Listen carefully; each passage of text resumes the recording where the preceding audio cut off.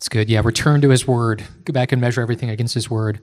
Good question here. So is it wrong to want earthly things so long as we focus on God more than those earthly things?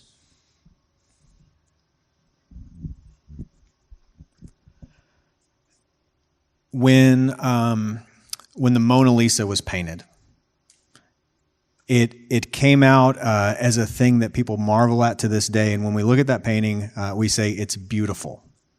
When you see a giant house that has just this amazing architecture to it, and we look at it and we look at the proportions of it and the lines of it and the symmetry of it and all of these things, we look at it and we say that's beautiful.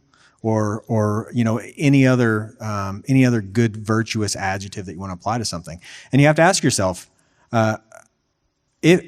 beauty is that's like a measurement, right? It's like saying that something is something compared to something else. Beauty means nothing unless it's being compared to something else that's either beautiful or ugly. And so what I'm getting at is there is objective value in the things that God has made. There's objective value in the things that man can make. And so stuff isn't bad just because it's material. That's not a biblical idea. Having nice things, having a good life, owning a boat, all those things. If you can have those things, do it and enjoy it to the glory of God. There's nothing wrong with that. It's always the posture of your heart that matters. When those things are the things that you're worshiping and the things that you're chasing and all of those things, then it's absolutely wrong and it's absolutely sinful and it's absolutely idolatry.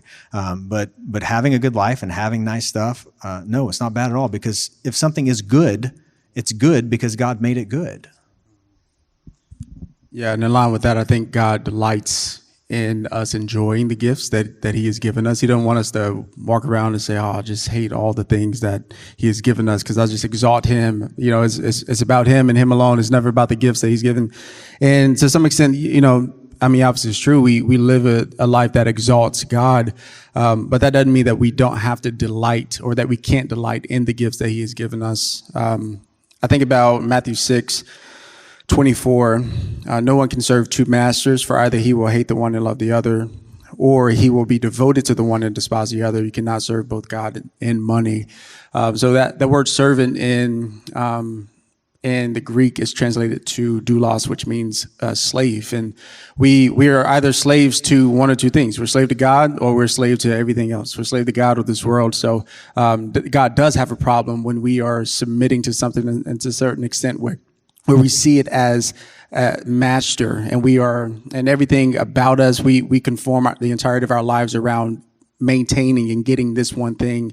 And that in that way, then we are serving or we are slave to worldly things. But as long as that's not the case, I think God delights in us enjoying things as long as we don't make those good things God. We don't make those good things ultimate things. Just tack onto that. How do you know when it's crossed that line? How do you know when it's something that you were enjoying to the glory of God and now you're worshiping it? How do you tell how you're using this stuff? Here's the answer. How would you react if it were taken away?